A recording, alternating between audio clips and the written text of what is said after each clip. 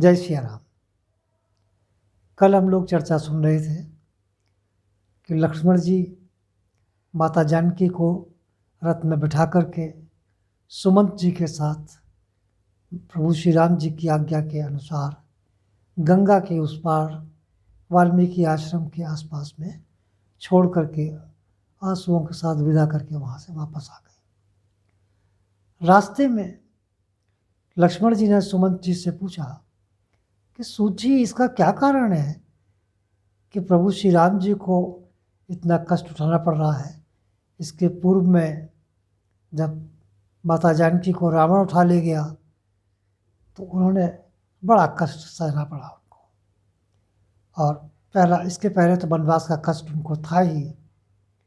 अयोध्या वासियों को छोड़ने का भी उन्हें कष्ट था, और राक्षसों के वध के समय तो उन्होंने बहुत अधिक कष्ट उठाया, विशेषकर जब मुझको वीरघातनी शक्ति का प्रहार इंद्रजीत ने किया था। तो ये ऐसे क्षण थे कि प्रभु श्री राम जी को लगातार दुखी उठाना पड़ रहा है कि इसका कारण क्या है।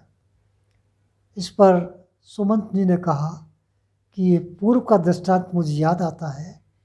एक बार आपके पिताश्री अपने पुरोहित जी के यहाँ गए हुए थे। उसी समय अत्रि मुनि के पुत्र दुर्वासा ऋषि और अन्य महर्षियों के साथ में चतुर्मार्ग सुनिश्चित करने के लिए वहाँ पर आए हुए थे। इसी बीच में दोपहर का समय था। बहुत सी कथाएं वहाँ ऋषि महर्षियों के द्वारा सुनाई जा रही थीं, और उन कथाओं के अंत में आपके पिता दशरथ जी महाराज ने दुर्वासा ऋषि से ये पूछा कि मैं ये जानना चाहता हूँ मेरा ये वंश कब तक चलेगा। इस पर दुर्वासा ऋषि ने थोड़ी देर मौन रहने के बाद कहा, राजन, ये एक पूर्व की कथा है जिसमें देवासुर संग्राम में एक बार भृगुपत्नी के पास दैत्यों ने आकर के शरण ले ली। बस इसी बीच में विष्णु भगवान को जब ये पता लगा तो उन्होंने आकर के अपने सुदर्शन से उनका सिर काट दिया। इस पर जब भृगु ऋषि को ये कहानी पता लगी तो उन्होंने विष्णु भगवान को श्राप दे दिया, लेकिन विष्णु भगवान वहाँ से बिना श्राप को अंगीकार करे हुए चले गए। इस पर भृगु ऋषि ने बड़ी भारी तपस्या की और उनको प्रसन्न किया। प्रसन्न करने के बाद उन्होंने एक ही मांग रखी कि प्रभु, जो मैंने आपको श्राप दिया है इसको आप स्वीकार करें। इस पर विष्णु भगवान के पास कोई और रास्ता भी नहीं था। उन्होंने उनसे तथास्तु कह करके उनके शाप को स्वीकार कर लिया। इस कारण से वही विष्णु भगवान आपके पिता के यहाँ राम जी के पुत्र के रूप में अवतरित हुए हैं, और उस शाप को अंगीकार करते हुए वो इस समय नाना प्रकार के कष्ट सह रहे हैं और आगे भी सहेंगे। लेकिन इसमें एक विडंबना ये है, या एक अच्छी बात ये है कि वो 11,000 वर्ष तक यहाँ पर राज्य करेंगे, जिसमें वो अनेकों अश्वमेध यज्ञ आदि का उसमें प्रबंध करेंगे और उसको पूर्ण करेंगे। इसके साथ साथ वो अपनी प्रजाजनों के साथ में ऐसा कुछ करेंगे ताकि उनकी प्रजा पूर्ण रूप से प्रसन्न हो जाए और उनका आशीष उनको प्राप्त हो जाए। तो ये दृष्टांत मेरे दिमाग में आया था, और था तो पहले से भी, लेकिन उस समय महाराज दशरथ ने मुझसे इसके लिए मना कर दिया था कि तुम इसकी चर्चा कभी नहीं करोगे। लेकिन आज ऐसी परिस्थिति आ गई है कि मुझे ये घटना आपको बतानी ही पड़ी।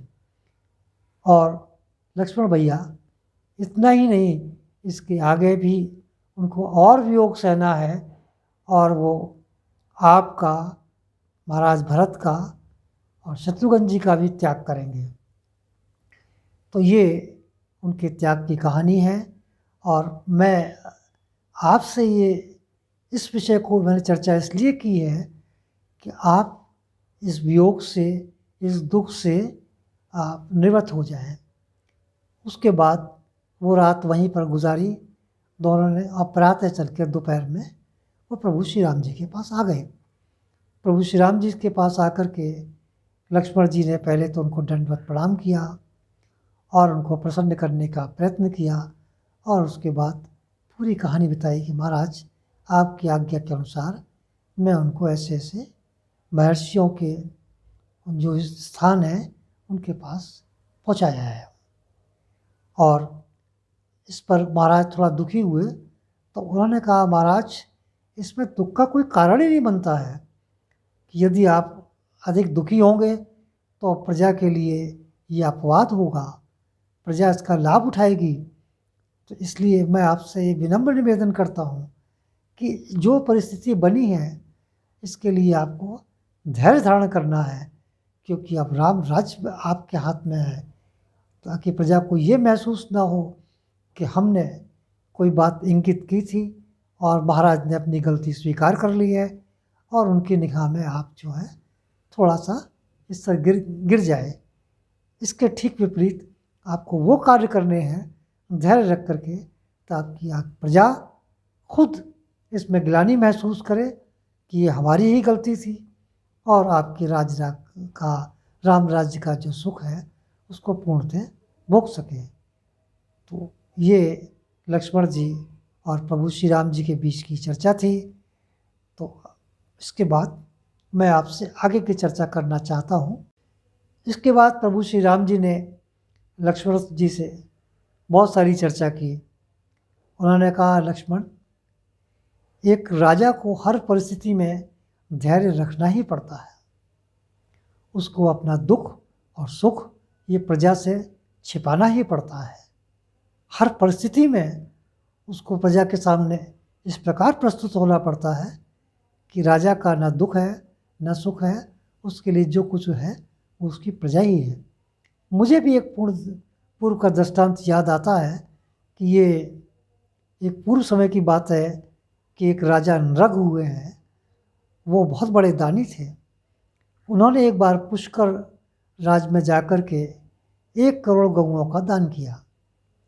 लेकिन उसी दान के बीच में क्या हुआ कि वहाँ के एक ब्राह्मण की गऊ, जिनको वो दान किया था ब्राह्मणों को, उनके साथ वो चली गई।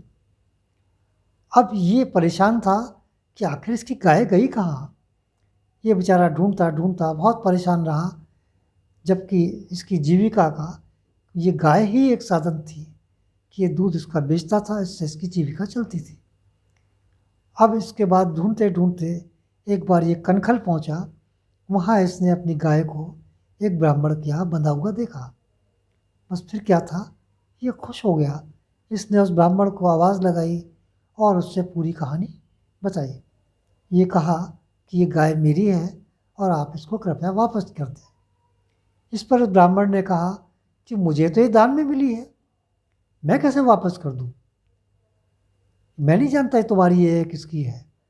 तो उसको प्रमाणित करने के लिए उस ब्राह्मण ने शबला शबला करके 2 बार पुकारा।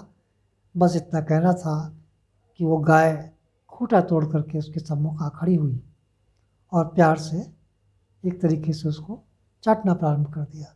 तो ये सिद्ध हो गया कि गाय इसी की है। लेकिन इसके बावजूद भी जिस ब्राह्मण के पास ये गाय थी, उससे देने से इनकार कर दिया कि भाई मैं तुमको ये गाय नहीं दे सकता। न मुझे इस बात से मतलब है ये गाय तुम्हारी थी या नहीं थी या है, लेकिन मुझे तो राजन ने दी है और ये दान में मुझे मिली है। इसका दान का सुख भी वो भोग रहे होंगे, तो मैं इसको वापस किसी परिस्थिति में नहीं कर सकता। इस प्रकार दोनों में बड़ा झगड़ा हुआ आपस में। करते करते दोनों ब्राह्मणों ने ये तय किया कि हम दोनों चल कर के राजा नृग से इस संबंध में शिकायत करते हैं, वही न्याय करेंगे। अब वो न्यायप्रिय राजा है भी। इसके बाद दोनों वो ब्राह्मण राजा नृग के महल के बाहर पहुँचे और वो कई दिन तक इंतज़ार करते रहे, लेकिन राजा नृग ने अपने अहंकारवश कह लीजिए उनकी कोई सुनवाई नहीं की। अंत में वो दोनों ब्राह्मण राजा को भयंकर आशीर्वाद दिया, जिसको शाप ही कहना चाहिए, कि जो राजा अपनी प्रजा की व्यथा को नहीं सुनता और उसका न्यायप्रिय कोई उपचार नहीं करता है। यानी कि जिस राजा के राज्य में गरीब से गरीब आदमी को भी न्याय नहीं मिलता है, वो राजा अनेकों नरक भोगेगा, ऐसा उन्होंने श्राप भी दे दिया। बस इतना था, जब राजा नरक को ये बात पता लगी कि ये ब्राह्मण दोनों श्राप देकर चले गए, तो उनको ये नहीं पता था कि आप ब्राह्मण हैं कौन और कहाँ मिलेंगे। इसके बाद राजा नरक ने अपने और लोगों से परामर्श किया होगा, लेकिन उन्होंने अपने पुत्र से कहा, जिसका नाम वसु था, कि अब इस राज्य को तुम संभालोगे और मेरे लिए एक गहरा गड्ढा खुदवा दो, और वो भी ऐसे स्थान पर और इस प्रकार बने जिसमें सर्दी, गर्मी या बरसात का विपरीत प्रभाव ना हो। और अब मैं अपना शेष जीवन तपस्या करके ही अपना व्यतीत करूँगा, क्योंकि इस श्राप को जो ब्राह्मणों द्वारा दिया गया है उसका कोई और विकल्प मेरे सामने है भी नहीं।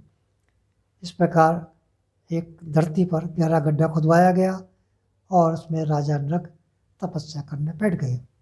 तो आज की चर्चा को मैं यहीं समाप्त करता हूँ और आप लोगों से अनुरोध करता हूँ, यदि आपको ये कहानियाँ पसंद आ रही हों तो कृपया इसको अधिक से अधिक लोगों में शेयर कीजिए, इस आशय के साथ कि वो भी इसको सब्सक्राइब करें, ताकि इसका अधिक से अधिक लाभ उठा सकें। इसके साथ जो पूर्व में मेरे एपिसोड आ चुके हैं, अर्थात पूरी रामायण का, वो आनंद ले सकें। आगे आने वाली का भी उनको नोटिफिकेशन मिल जाएगा और वो लाभ उठा सकेंगे। धन्यवाद।